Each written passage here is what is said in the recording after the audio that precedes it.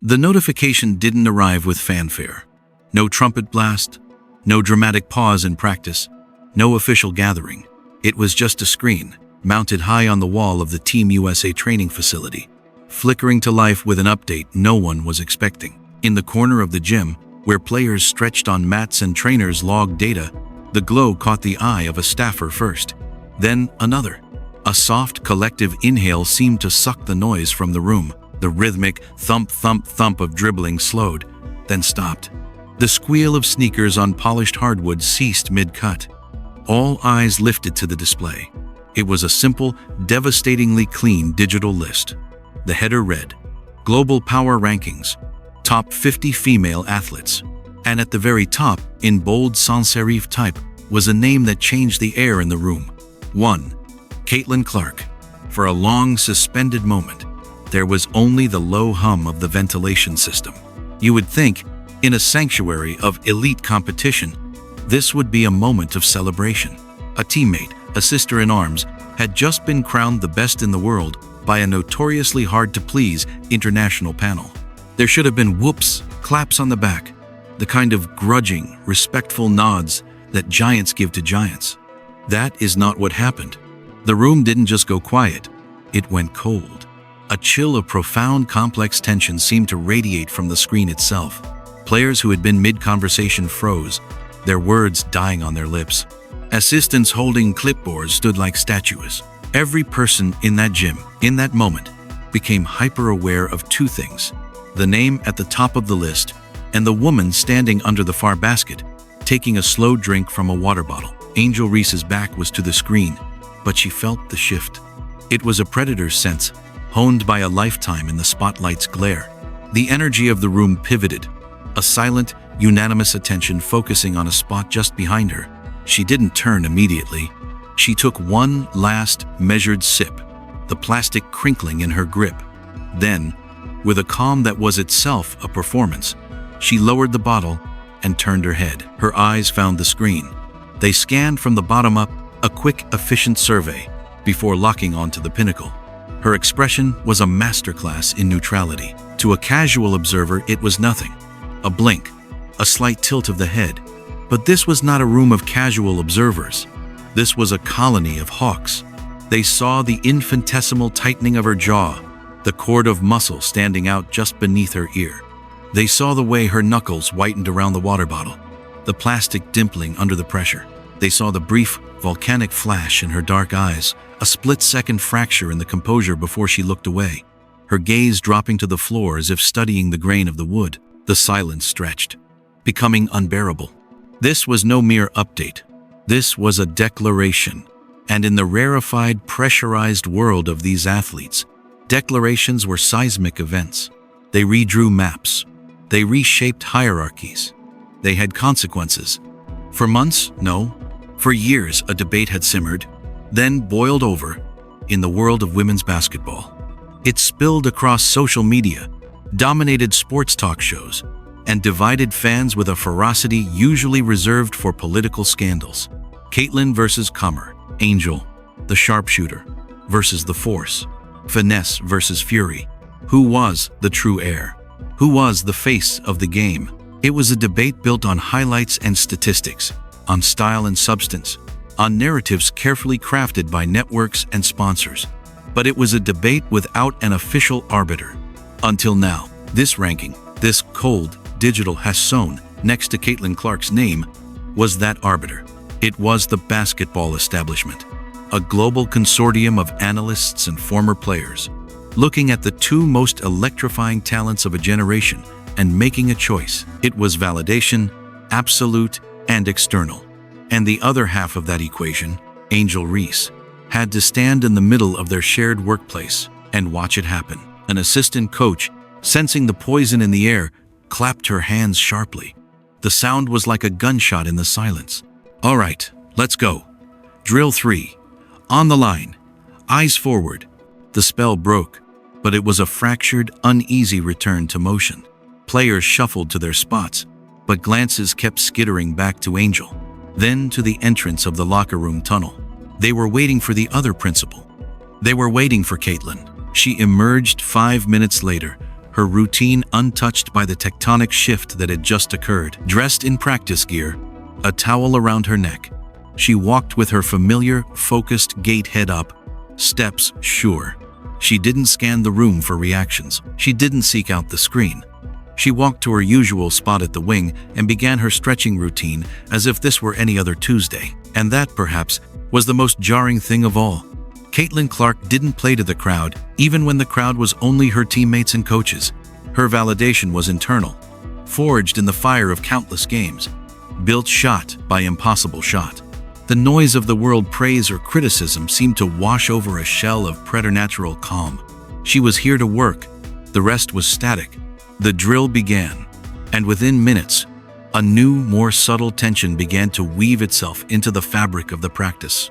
It wasn't in the words. It was in the spaces between them. It was in the geometry of the court. Caitlin wasn't just playing well. She was playing free. The announcement, the coronation, seemed to have unlocked a final, invisible barrier. Her movements were more fluid, her decisions quicker, her presence more commanding. When she caught a pass, the defense instinctively tightened, creating space for others. Her passes weren't just accurate, they were visionary, slicing through seams that seemed to open just for her. The pace of the scrimmage accelerated, yet under her direction, it felt controlled, almost serene. She hit a 3 from the logo during a half-court set. Not a heat check, not a forced shot, but the logical, correct basketball play. The net snapped with a sound like a sigh. She didn't smirk. She didn't point. She simply backpedaled on defense, calling out a switch. Everyone noticed. You could not notice. And standing on the sideline, a dark silhouette against the bright court, was Angel Reese. Her arms were folded tightly across her chest. Her expression was no longer neutral.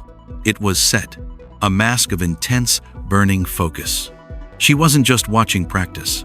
She was studying Caitlin's every move, dissecting it with a surgeon's cold eye. The frustration radiated from her in waves, a palpable heat of disbelief and a fierce, stubborn refusal to accept the new reality being painted before her. Here was the brutal, unspoken truth of competition at this altitude. When one star ascends so brightly, so definitively, it can't help but cast others into a comparative shadow. In this gym, at this moment, Caitlin Clark wasn't just playing basketball. She was composing an argument, and her game was a devastatingly eloquent thesis. And Angel Reese, standing in that shadow, was its most captive and most resistant audience. The coaches exchanged worried glances. They had known the Clark-Reese dynamic was a management issue, a delicate piece of chemistry they would need to carefully balance. But this immediate, visceral reaction to an external ranking was a wildfire they hadn't anticipated. They tried to project normalcy, barking instructions, correcting footwork, but the normalcy was a thin veneer.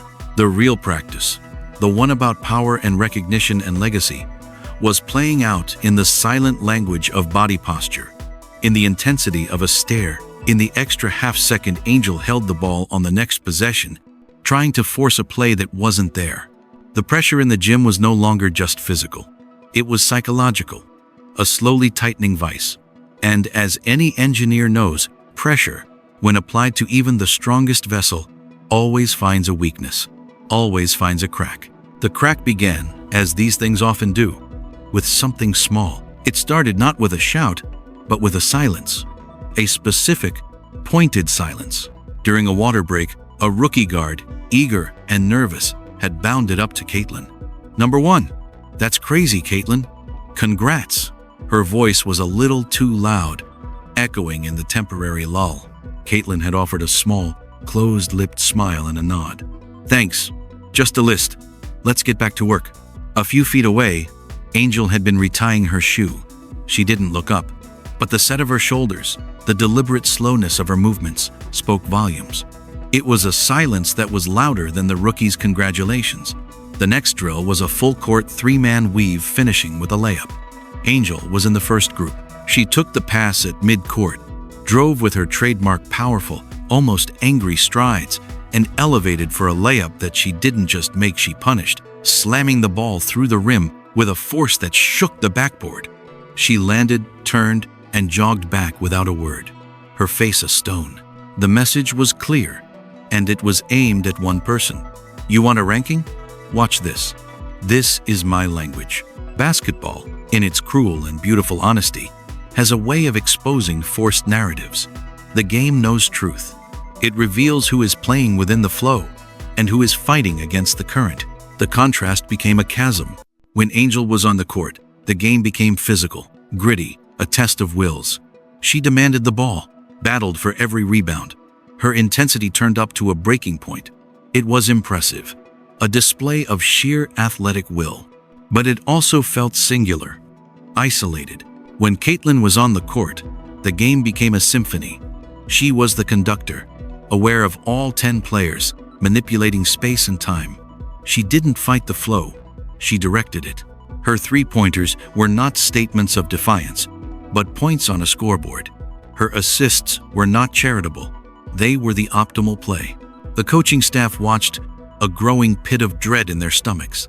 They were witnessing the team's two most powerful forces, operating on completely different frequencies. One straining against a gravitational pull, the other calmly dictating its rules. The breaking point came during a controlled scrimmage. The score was close, the competitive juices flowing legitimately. A loose ball skittered near half court. Caitlin and Angel, instincts overriding all else, dove for it simultaneously. Their bodies collided, a tangle of limbs and urgency. It was a hard, clean play, the kind that happens 100 times in a season. But as they untangled, rising from the floor, Angel said something. The words were low, gritted out from between clenched teeth, meant only for Caitlin's ears. The microphones wouldn't catch it. The coaches on the sideline couldn't hear it. But Caitlin heard. She froze. All motion left her body. For the first time that day, for the first time in many days, in front of many people, the unflappable calm on Caitlin Clark's face shattered. It wasn't replaced by anger. It was surprise. Raw, bewildered surprise, as if she'd been spoken to in a language she didn't know existed. Her eyes widened just a fraction, searching Angel's face for a meaning the words alone couldn't convey. Then, Caitlin did the thing that made the moment truly explosive. She didn't respond. She didn't fire back, didn't shove, didn't even shake her head. She just held Angel's gaze for one long, silent, excruciating second. In that second, a universe of unspoken dialogue passed between them, challenges, resentments, years of comparative headlines. Then Caitlin turned and walked away. She simply disengaged. That was the spark. "Don't you walk away from me." Angel's voice ripped through the gym, sharp and ragged, with an emotion far deeper than game-time frustration. It was a crack in the dam, and everything she'd been holding back came pouring through in those 5 words. Every drill stopped. Every conversation died. The gym was a frozen diorama of shock. Angel stood, chest heaving, pointing a finger at Caitlin's retreating back. "You don't get to just walk away. You never have to fight. It all just comes to you. The headlines, the crowns, the goddamn #1 spot. You just get to be Caitlin Clark, and the world falls at your feet." The raw pain in her voice was unmistakable. This wasn't about a loose ball. This was about a lifetime of being the other one, the one who had to be louder, stronger, more defiant to be seen, the one whose success was always framed as a surprise, an upset, a triumph of will over talent, while another's was treated as destiny fulfilled. Caitlin stopped. She turned back, her face now a careful blank. "I'm not doing this here, Angel. Not like this." "Of course you're not," Angel shot back, a bitter laugh escaping. "You never have to. You just get to be the good one, the quiet one, the golden one, while the rest of us have to scratch and claw for every damn thing." "Enough." The head coach's voice was a whip crack of authority. She was between them in an instant, a human wall of displeasure. "Both of you, off the court. Now." Angel stood her ground, trembling with adrenaline and emotion, her eyes still locked on Caitlin, but Caitlin had already turned again. She walked, with that same infuriatingly steady pace, toward the locker room tunnel and disappeared. Her exit was the final, insulting blow. She hadn't just refused to fight, she'd refused to acknowledge the fight was even happening. She had rendered Angel's explosion a monologue. The practice was not paused. It was terminated. With terse instructions, players were told to collect their things. The energy was one of funeral quiet. The Team USA women's basketball camp, the sacred preparation ground for global dominance, had just been shut down by a confrontation between its two biggest stars. In the aftermath, as players scattered in hushed, confused groups, only one thing was clear. The carefully constructed image of a unified dream team had fractured, and at the heart of the fracture were two young women who represented two opposing visions of basketball, of fame, and of what it cost to reach the top. One who played with the calm certainty of someone anointed, and one who played with the furious fire of someone who had stolen her crown. The emergency meeting behind closed doors was a storm of low voices and grim faces. Strategies were debated, psychology consulted, damage assessments made. The immediate solution was a forced separation. Individual meetings, adjusted drills, media blackouts, a mechanical attempt to glue the pieces back together. But while the coaches strategized, a different, quieter meeting was taking place. Angel Reese sat alone in the visitors' locker room, the echo of her own harsh breathing, the only sound. The adrenaline had burnt away, leaving behind a cold, sickening ash of shame. She'd lost control. In front of everyone, she'd given the narrative exactly what it wanted. The emotional, combative Angel, unable to handle the success of her rival. The headlines were writing themselves in her mind, each one a lash. She heard the door open softly. Assuming it was a coach, she didn't look up. "Hey." The voice was not a coach's. It was Caitlin Clark's. Angel's head snapped up. Caitlin stood just inside the doorway, not coming in, not leaving. A neutral space. Her expression was unreadable. "What do you want?" Angel's voice was hoarse. Caitlin took a single step forward. "I get it," she said, her voice low. 4 words. Simple. Devastating. Angel stared, defenses slamming up. "Get what?" "The pressure," Caitlin said, her gaze steady. "The way they put us in a cage together and expect us to tear each other apart. The way every single thing one of us does is a comment on the other. You don't know anything about my pressure." Angel spat, but the heat was gone, replaced by a weary confusion. "You're right. I don't know yours," Caitlin acknowledged, and the honesty was disarming. "But I know mine. And it's not what you think. They call me the golden girl, like I woke up like this. Like I don't have to prove myself every single day. One bad game and I'm a fraud. One miss and the narrative flips. That Hassan? It's not a gift. It's the biggest target they could possibly paint on my back." She took another step, now fully in the room. "So, yeah, different prisons. Same sentence." The silence that followed was thick, but it was no longer hostile.